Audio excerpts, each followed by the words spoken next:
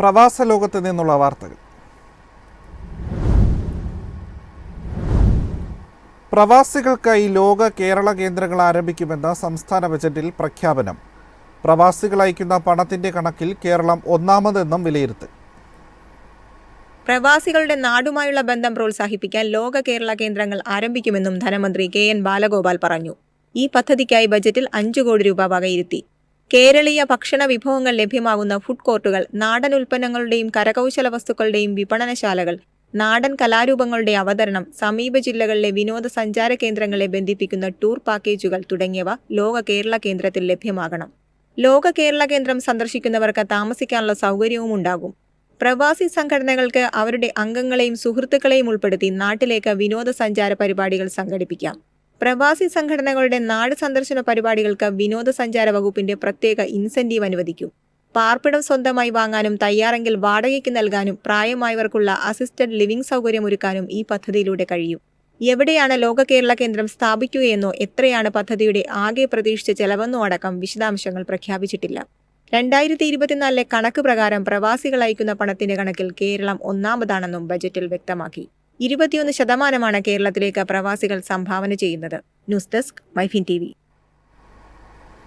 Super block പദ്ധതി പ്രഖ്യാപിച്ച Dubai പല പ്രദേശങ്ങളെയും കാൽനട യാത്രക്കാർക്ക് മാത്രമുള്ള മേഖലകളാക്കി മാറ്റുന്നതിലാണ് പദ്ധതി ശ്രദ്ധ കേന്ദ്രീകരിക്കുന്നത്.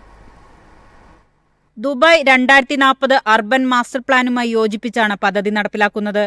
കാർ രഹിത പാർപ്പിട മേഖലകൾ നിശ്ചയിച്ച് കാർബൺ പുറന്തള്ളൽ കുറയ്ക്കുക, ഹരിതയിടങ്ങൾ വർദ്ധിപ്പിച്ച് ജീവിത നിലവാരം ഉയർത്തുക, പങ്കിട്ട വിനോദ പൊതു ഇടങ്ങളിലൂടെ സാമൂഹിക ഇടപെടലുകൾ പ്രോത്സാഹിപ്പിക്കുക എന്നിവയാണ് ഈ സംരംഭം ലക്ഷ്യമിടുന്നത്.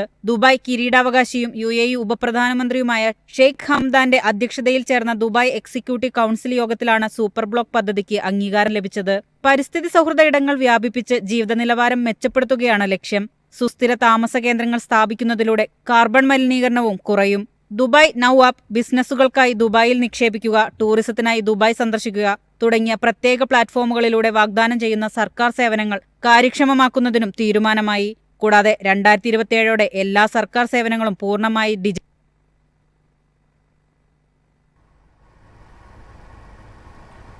മലയാളികൾ ഉൾപ്പെടെയുള്ള പ്രവാസികൾക്ക് തിരിച്ചടി. എയർ ഇന്ത്യ എക്സ്പ്രസ് വിവിധ ഇന്ത്യൻ സെക്ടറുകളിലേക്കുള്ള സർവീസുകൾ വെട്ടിക്കുറച്ചു.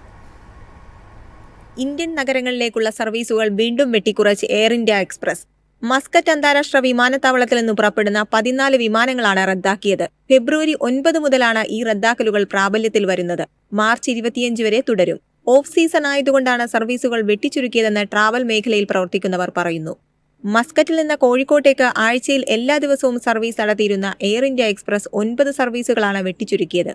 ബുധൻ, വ്യാഴം ദിവസങ്ങളിലെ സർവീസുകളാണ് കൂടുതലായി റദ്ദാക്കിയിരിക്കുന്നത്. കണ്ണൂരിലേക്കും കൊച്ചിയിലേക്കും സർവീസുകൾ കുറച്ചിട്ടുണ്ട്. ഫെബ്രുവരി 17 മുതൽ മസ്കറ്റിൽ നിന്ന് കണ്ണൂരിലേക്ക് ആഴ്ചയിൽ 4 സർവീസുകൾ മാത്രമാണ് ഉണ്ടാവുക.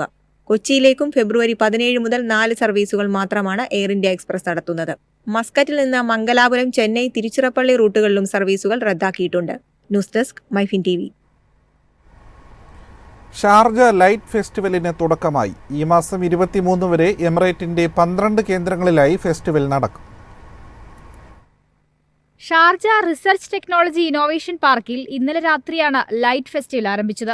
എല്ലാവർക്കും സൗജന്യമായി ലൈറ്റ് ഷോ കാണാം. അതേസമയം പ്രധാന ആകർഷണമായ ലൈറ്റ് വില്ലേജിലേക്കുള്ള പ്രവേശനത്തിന് 10 ദിർഹം പ്രവേശന ഫീസ് ഈടാക്കും. 11 വയസ്സിൽ താഴെയുള്ള കുട്ടികൾ, 60 വയസ്സിന് മുകളിലുള്ള മുതിർന്നവർ എന്നിവർക്ക് സൗജന്യ പ്രവേശനം ലഭിക്കും.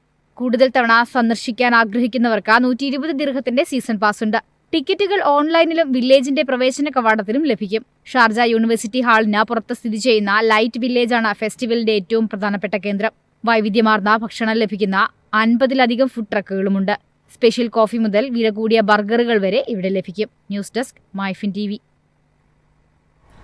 ബാങ്ക് അക്കൗണ്ടുകളിൽ മിനിമം ബാലൻസ് ഇല്ലാത്തതിന്റെ പേരിൽ ഉപഭോക്താക്കളിൽ നിന്ന് ഫീസ് ഈടാക്കരുതെന്ന് Kuwait central bank.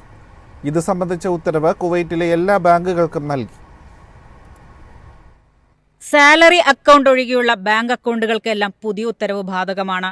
Account balance 100 ദിനാറിൽ കുറവാണെങ്കിലോ സജീവമല്ലാത്ത അക്കൗണ്ടാണെങ്കിലോ പ്രതിദിനം 2 ദിനാർ ഈടാക്കുന്നത് ശ്രദ്ധയിൽപ്പെട്ടതിനെ തുടർന്നാണ് നടപടി.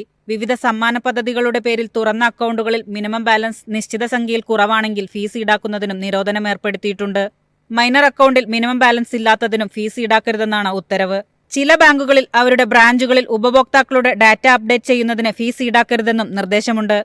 News desk MyFin TV.